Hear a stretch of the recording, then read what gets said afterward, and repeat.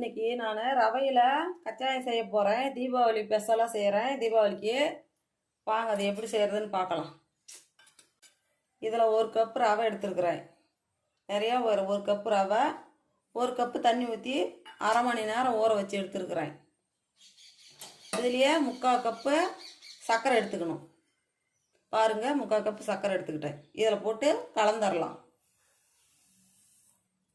2 spoon தேங்காய், துருவன தேங்காய் இதில் சேர்த்துக்கலாம்.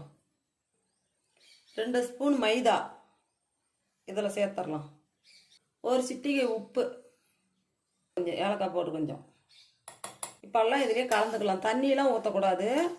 இந்த சர்க்கரையிலேயே அப்படி கலந்து எடுத்துக்கணும்.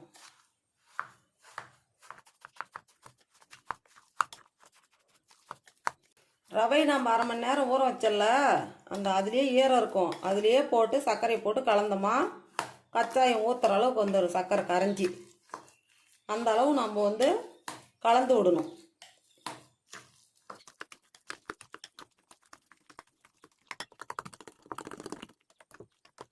பாருங்க, எல்லாம் எப்படி கலந்து வருது.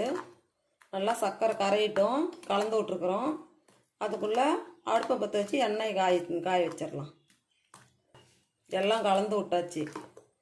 கொஞ்சம் சர்க்கரை முன்ன பின்ன இருந்தாலும் அது எண்ணெய் காயத்துக்குள்ள எல்லாம் கரைஞ்சி வந்துடும். பாருங்கதா, எண்ணெய் ஊற்றிக்கலாம். எண்ணெய் நல்லா சூடாகட்டும். நான் பெரிய சைஸு கச்சாயம் வேணுங்கிறதுக்காக கப்பில் ஊற்றுறேன்.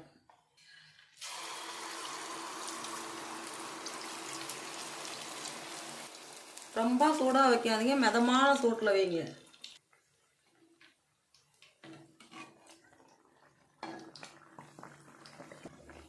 எடுத்து ஃபுல்லாக வெந்து போச்சு.